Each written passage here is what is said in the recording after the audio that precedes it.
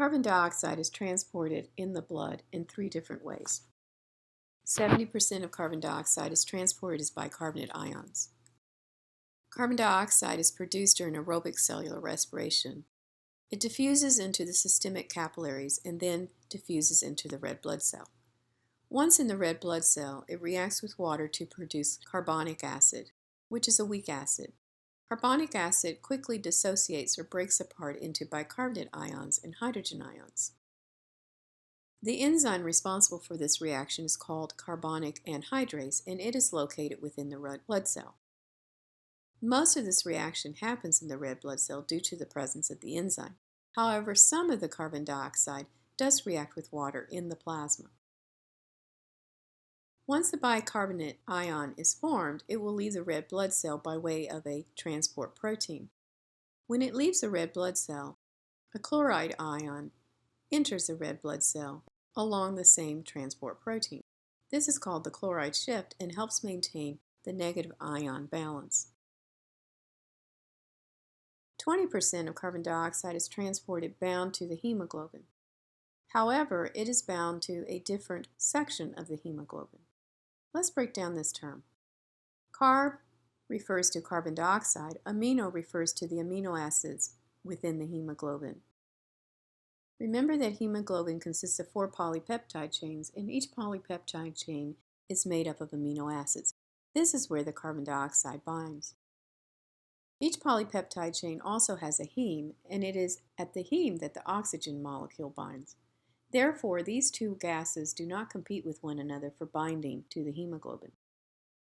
Haldane effect describes the relationship between the percent saturation of hemoglobin and the hemoglobin's affinity for carbon dioxide.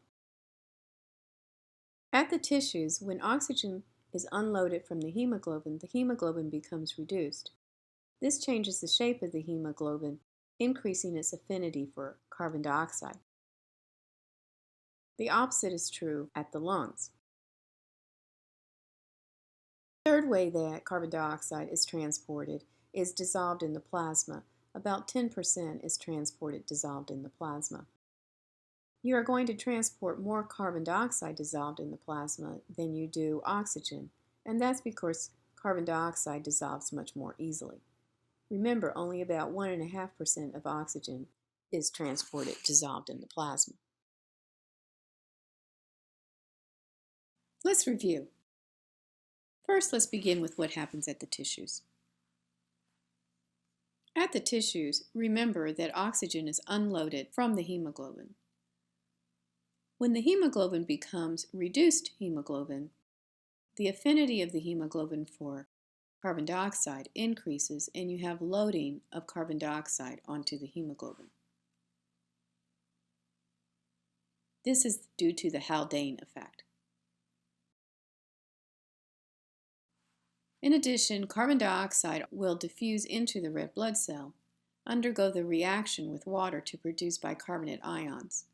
The bicarbonate ions then will leave the red blood cell, go into the plasma by way of a transport protein. As the bicarbonate ion exits the red blood cell, a chloride ion enters. This is called the chloride shift. This is also happening in the plasma, although to a less degree, and this reaction will be slow because the enzyme carbonic anhydrase is located within the red blood cell. Carbon dioxide also remains dissolved in the plasma. The opposite occurs in the lungs. In the lungs, oxygen is being loaded onto the hemoglobin, forming oxyhemoglobin. This reduces the affinity of the hemoglobin for carbon dioxide, and carbon dioxide is unloaded. This is due to the Haldane effect. Remember, about 20% of the carbon dioxide is being transported to the lungs in the form of carbaminohemoglobin. The bicarbonate ion that was formed in the red blood cell re-enters the red blood cell by way of the transport protein as chloride is being removed from the red blood cell. Once in the red blood cell, the bicarbonate ion undergoes the reaction in the opposite direction to be converted back into carbon dioxide. The carbon dioxide is unloaded from the red blood cell and diffuses into the alveoli.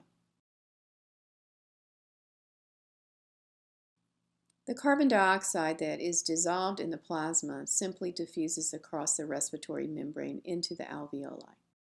All of this carbon dioxide then is removed from the body during expiration. I mentioned the Bohr effect and the Haldane effect. So how are you going to keep these straight? The Bohr effect Relates to the affinity of the hemoglobin for oxygen. In other words, loading and unloading of oxygen. Haldane has to do with the affinity of the hemoglobin for carbon dioxide, or the loading and unloading of carbon dioxide. I've put the O in Bohr in red so that you'll remember that Bohr has to do with oxygen. Let's see if you remember or if you understand what's going to happen in the systemic circuit. So in the systemic circuit, metabolically active tissues have been producing carbon dioxide, which has been converted into hydrogen ions. So you're going to have an increase in carbon dioxide levels, an increase in hydrogen ion levels, which will drop the pH. Remember, both of these situations will decrease the affinity of the hemoglobin for oxygen, which will lead to unloading, providing the oxygen needed by the cells. And this is going to be due to what effect? Go back and look to see which one has to do with oxygen. Is it Bohr or is it Haldane? It will be Bohr. Once the oxygen is unloaded from the hemoglobin becomes reduced. Reduced hemoglobin, remember, increases its affinity for carbon dioxide. So now we're going to have loading of carbon dioxide. And since we're talking about carbon dioxide, this will be due to Haldane, the Haldane effect. So just keep in mind, at the tissues, you want to deliver oxygen, so you have to have unloading of oxygen. But you want to pick up the carbon dioxide and return it back to the lungs, so you're going to have loading of carbon dioxide. In the pulmonary circuit, the opposite will occur.